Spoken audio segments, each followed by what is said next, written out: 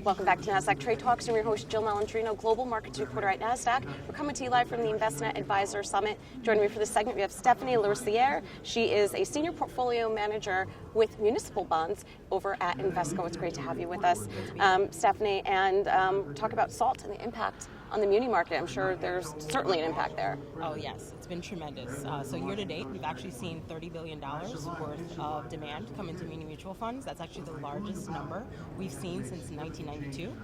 So that's been a huge impact. We've been talking about that for quite some time. At the end of 17, we really felt that taxpayers would not really understand the full ramifications until they actually filed. And now that we are fully into tax season, and I'd say next 15 days will probably be the end of tax season, we've definitely seen some huge demand, especially from those in higher tax blue states that are going to need to offset a lot of that deduction that they're no longer able to make. And how are they able to do that? Because it's clearly where they're seeing the value and the interest with that particular product. How will they be able to offset some of that? How does it work? So earning tax exempt income. So you now cannot deduct anything over $10,000, and I personally have been affected, so I know exactly how that's felt being a New York State resident.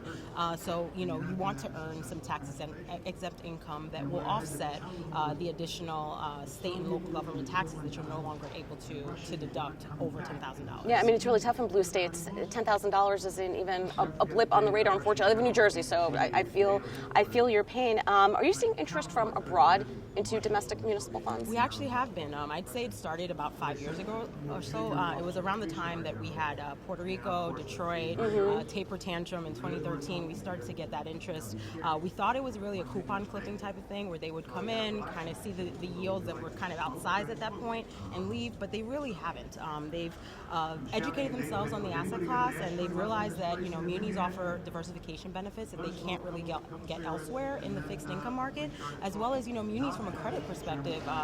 Munis don't default at the same rate as corporate bonds do, right, which is really where they've spent a lot of their time in the U.S. market. So they see a tremendous opportunity in munis. At Invesco, we've actually seen some pretty good institutional accounts from banks and insurance companies abroad into our space, and it's really exciting. All right, Stephanie, thank you so much for joining us in Austin, and thanks for joining me throughout the day at Trade Talks. I'm Jill Malandrino, Global Markets Reporter at Nasdaq.